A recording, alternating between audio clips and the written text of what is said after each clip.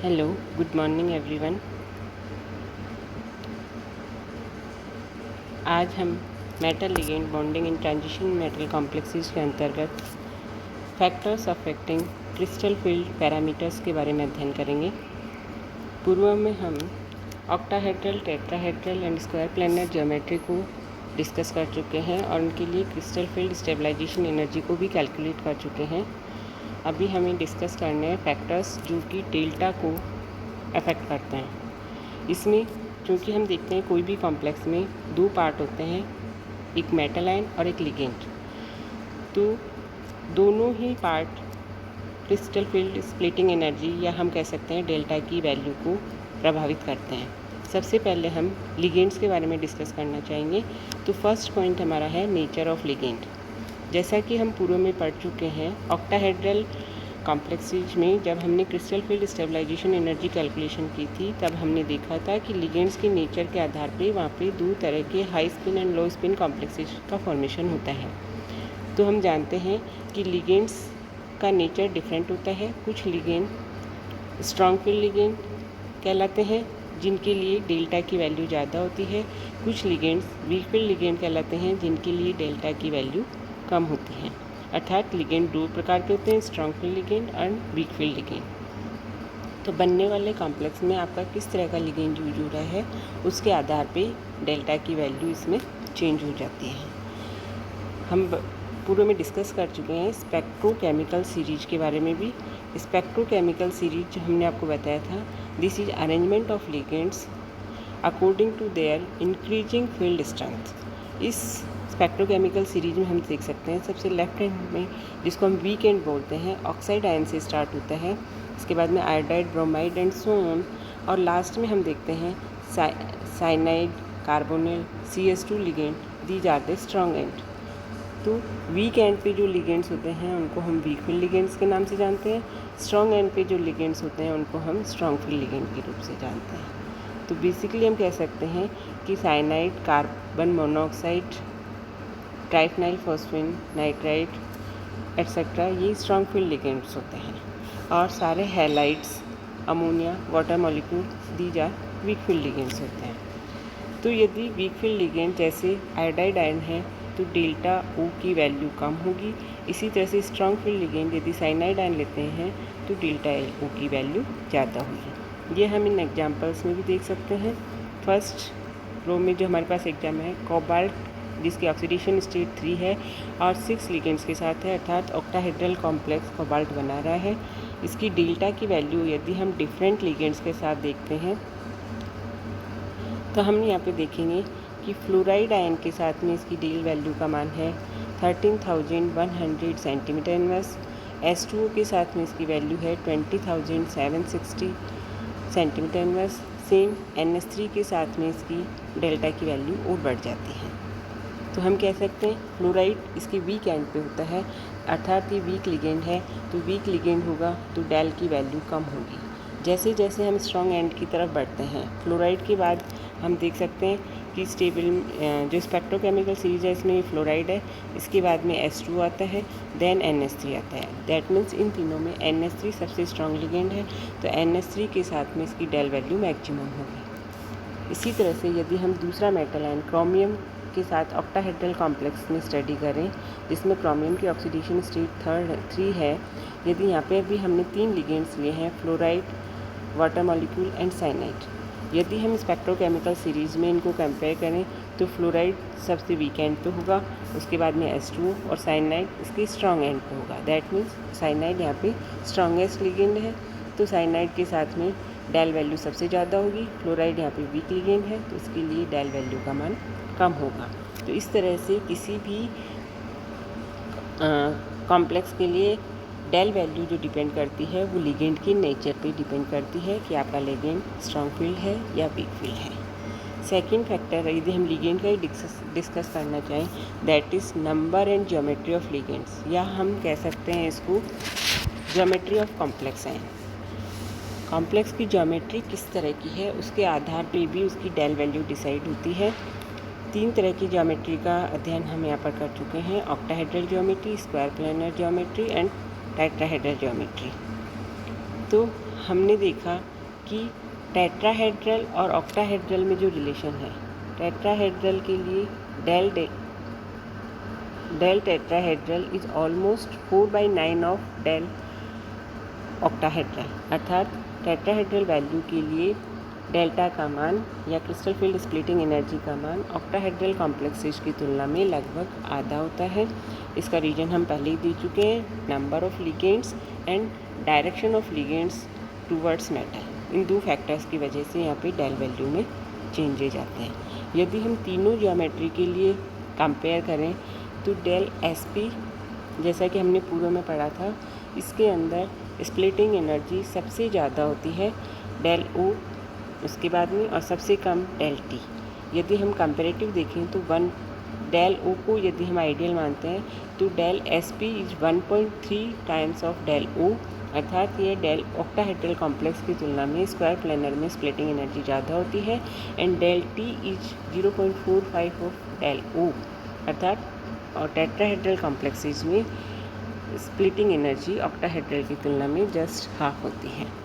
तो सबसे ज़्यादा splitting energy square planar complexes के लिए, सबसे कम एनर्जी टेट्राहेड्रल कॉम्प्लेक्सेस के लिए। इसीलिए हमने पूर्व में भी पढ़ा था कि स्क्वायर प्लेनर कॉम्प्लेक्सेस हमेशा लो स्पिन कॉम्प्लेक्स बनाते हैं क्योंकि यहाँ पे स्प्लिटिंग एनर्जी ज़्यादा होती है, और टेट्राहेड्रल कॉम्प्लेक्सेस हमेशा हाई स्पिन कॉम्प्लेक्सेस बनाते हैं क्योंकि यहाँ पर स्प्लिटिंग एनर्जी का मान कम होने की वजह से इलेक्ट्रॉन हायर एनर्जी लेवल पे चला जाता है, जबकि ऑक्टाहेड्रल कॉम्प्लेक्सेस में दोनों ही तरह के कॉम्प्लेक्स बनते हैं, high spin and low spin complexes. तो हम यहाँ बता सकते हैं del S P is splitting in square field planar field, del T is splitting in tetrahedral field and del O is splitting in octahedral field. यदि हम example के द्वारा देखना चाहें, कोबाल्ट मेटल के ही हम दो एग्जाम्पल लेते हैं। सेम मेटल है, सेम लिगेंड है, यदि कोबाल्ट NH3 के साथ ऑक्टाहेड्रल कॉम्प्लेक्स बनाता है तो इसकी डेल वैल्यू का मान होता है 10,200 सेंटीमीटर इनवर्स, और यदि यही कोबाल्ट अमोनिया लिगेंड के साथ में टेट्राहेड्रल कॉम्प्लेक्स बनाता है तो इसकी स्प्लिटिंग एनर्जी का मान होता है 5,900 सेंटीमीटर इनवर्स, अर्थात just half of the splitting energy for octahedral complexes. तो इस तरह से हम लिगेंड्स के नेचर के और उनकी ज्योमेट्री के आधार पे क्रिस्टल फील्ड स्प्लिटिंग एनर्जी किस तरह से चेंज होती है इसको डिस्कस करते हैं। दूसरा पार्ट कॉम्प्लेक्स का जो आता है वो मेटल के नेचर के आधार पर स्प्लिटिंग एनर्जी में क्या चेंजेस होता है, कैसे चेंज होता है, इसको हम इस तरह से डिस्कस कर सकते हैं। सबसे पहला पॉइंट हमारा आता है ऑक्सीडेशन स्टेट ऑफ मेटल कहता है। तो higher oxidation state of metal correspond to larger delta, अर्थात किसी मेटल का ऑक्सीडेशन स्टेट जितना ज़्यादा होगा उसके लिए डेल वैल्यू उतनी ही ज़्यादा होगी। यदि ऑक्सीडेशन स्टेट +2 से +3 में चेंज होता है तो उसके लिए डेल वैल्यू लगभग 50% इंक्रीज हो जाती है। Increase charge of the metal ion will, इसका रीजन क्या है, जो मेटल आयन पे चार्ज इंक्रीज होता है उसकी वजह से वो लिगेंड्स को मोर क्लोजली और ज़्यादा पास में खींचता है, और इसकी वजह से greater effect in the metal D orbitals. तो हम कह सकते हैं del is proportional to oxidation state और charge of metal, these are the same oxidation state and charge. अगर मेटल पे ऑक्सीडेशन स्टेट ज़्यादा है तो उसके लिए डेल वैल्यू का मान ज़्यादा होगा। यहाँ पे हम एग्जांपल के द्वारा देख भी सकते हैं। फर्स्ट एग्जांपल में हमने कोबाल्ट, जिसमें दो कॉम्प्लेक्स हैं कोबाल्ट के, फर्स्ट हेक्साइमिन कोबाल्ट आयन, सेकंड भी हेक्साइमिन कोबाल्ट आयन है, सेम कॉम्प्लेक्स है, बट फर्स्ट में मेटल का ऑक्सीडेशन स्टेट 2 है, या हम इसका कह सकते हैं +2 कोबाल्ट आयन है, और सेकंड एग्जांपल में कोबाल्ट का ऑक्सीडेशन स्टेट 3 है, या हम कह सकते हैं कोबाल्ट +3 आयन है, अर्थात ऑक्सीडेशन स्टेट इसका इंक्रीज हो रहा है। तो हम देख सकते हैं कि डेल वैल्यू का मान भी 10,200 से 22,870 तक इंक्रीज हो गया है, अर्थात जैसे जैसे इसका ऑक्सीडेशन नंबर या charge of metal ion increase हो रहा है इसकी डेल वैल्यू भी इंक्रीज हो रही है। इसी तरह से यदि हम आयरन का कॉम्प्लेक्स लेते हैं, हेक्सा एक्वा आयरन आयन और हेक्सा एक्वा आयरन आयन दो सेम कॉम्प्लेक्स हैं, बट फर्स्ट कॉम्प्लेक्स में आयरन +2 ऑक्सीडेशन स्टेट में है, सेकेंड में आयरन +3 ऑक्सीडेशन स्टेट में है, तो ज़्यादा ऑक्सीडेशन स्टेट होगा उसके लिए डेल की वैल्यू भी ज़्यादा होगी। तो इस तरह से हम कह सकते हैं कि यदि ऑक्सीडेशन स्टेट बढ़ रहा है तो उसके लिए स्प्लिटिंग एनर्जी का मान भी बढ़ेगा। नेक्स्ट है ऑक्सीडेशन यदि सेम हो मेटल की, लेकिन उसमें number of D electrons different हो, अर्थात दो डिफरेंट मेटल हमने लिए हैं जिनके ऑक्सीडेशन स्टेट सेम है लेकिन number of D electron different है। तो उस कंडीशन में यदि डी इलेक्ट्रॉन्स की संख्या ज़्यादा होगी तो उसके लिए डेल वैल्यू कम होगी। In complexes having the metal cation with the same oxidation state but different number of electrons in the orbital, the magnitude of delta decreases with increase of number of d electron. ऐसा क्यों होता है? It is due to the fact that the higher number of d electrons prevents the ligands to come closer to metal ion. अर्थात उसमें जितने ज़्यादा D electron होंगे metal में, तो मेटल के डी इलेक्ट्रॉन और लिगेंड के इलेक्ट्रॉन के बीच में रिपल्सन ज़्यादा होगा, तो वो उसके क्लोज नहीं आ पाएंगे आसानी से। इस वजह से यहाँ पे डेल वैल्यू का मान डी इलेक्ट्रॉन की संख्या बढ़ने पर कम हो जाता है। तो इसको हम लिख सकते हैं del is inversely proportional to number of D electrons. अगर सेम ऑक्सीडेशन स्टेट है दो मेटल्स की, डी इलेक्ट्रॉन्स की संख्या ज़्यादा है, तो उसके लिए डेल वैल्यू का मान कम होगा। नेक्स्ट है principal quantum number of D orbital of metal ion. यदि मेटल आयन का प्रिंसिपल क्वांटम नंबर चेंज होता है, या हम कह सकते हैं 3D से 4D, 4D से 5D में यदि मेटल जा रहा है तो उसके लिए भी डेल वैल्यू चेंज होगी। यदि मेटल का ऑक्सीडेशन स्टेट सेम है, same number of D electron, दोनों फैक्टर्स जो हमने पूर्व में डिस्कस करे थे यहाँ पे सेम रहेंगे।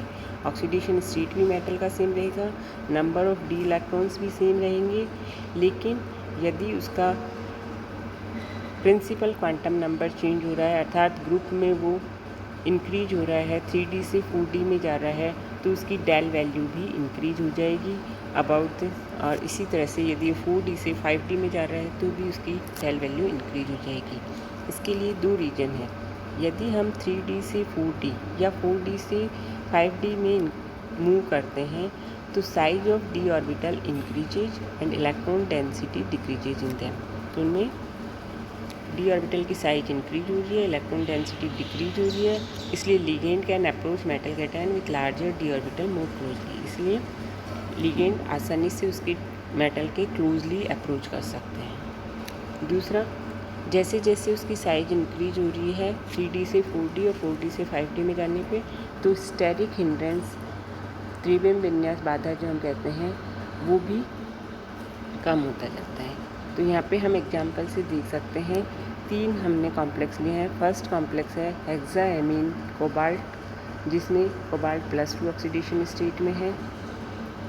सेकंड है हेक्साएमीन रोडियम, यहाँ पे रोडियम भी +2 ऑक्सीडेशन स्टेट में है। थर्ड है हेक्साएमीन इरिडियम, तीनों में ही मेटल आयन +2 ऑक्सीडेशन स्टेट में है। नंबर ऑफ डी इलेक्ट्रॉन्स यदि हम कैलकुलेट करें तो तीनों में सेम होंगे, लेकिन हम देख सकते हैं कि जो मेटल आयन है फर्स्ट कॉम्प्लेक्स में 3D मेटल है, रोडियम जो है वो 4D मेटल कहलाती है, और इरिडियम 5D मेटल है। तो जैसे जैसे 3D से 4D और 4D से 5D में जाते हैं, डेल वैल्यू चेंज होती है। 3D में के कॉम्प्लेक्स में डेल वैल्यू का मान था 2300 सेंटीमीटर इनवर्स, रोडियम कॉम्प्लेक्स में वो आ गया 34,100 सेंटीमीटर इनवर्स। तो इरिडियम कॉम्प्लेक्स में ये वैल्यू आ गई 41,200 सेंटीमीटर इनवर्स। अर्थात जैसे जैसे हम 3D से 4D और 4D से 5D में जाते हैं, डेल वैल्यू की मान इंक्रीज होते जाते हैं। Last but note list, nature of metal ion also depends also affects the crystal field splitting energy.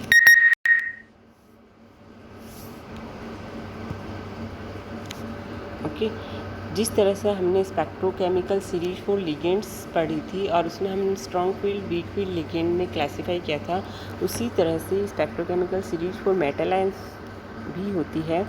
और जो स्प्लिटिंग ट्रेंड है वो इंक्रीज डाउन द ग्रुप, अर्थात जैसे जैसे ग्रुप में हम डाउन नीचे जाते जाते हैं उनकी स्प्लिटिंग ट्रेंड बढ़ता जाता है।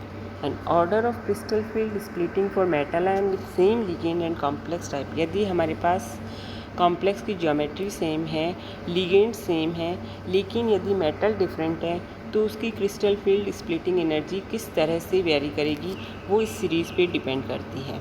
इसमें भी मैग्नीज +2 आयन जो है इसके लिए डेल की वैल्यू सबसे कम होगी, और प्लैटिनम यहाँ पे स्ट्रॉन्गेस्ट मेटल कहलाता है, प्लैटिनम +4, और इसके लिए स्प्लिटिंग एनर्जी का मान सबसे ज़्यादा होगा।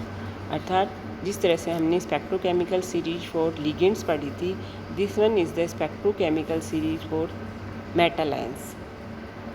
Here again, this is the weak end and this is the strong end, or we can say this is strong field metal and this is weak field metal. तो इस तरह से nature of metal ion and nature of ligand दोनों ही crystal field splitting energy को affect करते हैं, और उनमें किस किस तरह से वेरिएशन आता है ये सब हमने यहाँ पे डिस्कस किया है। So thank you.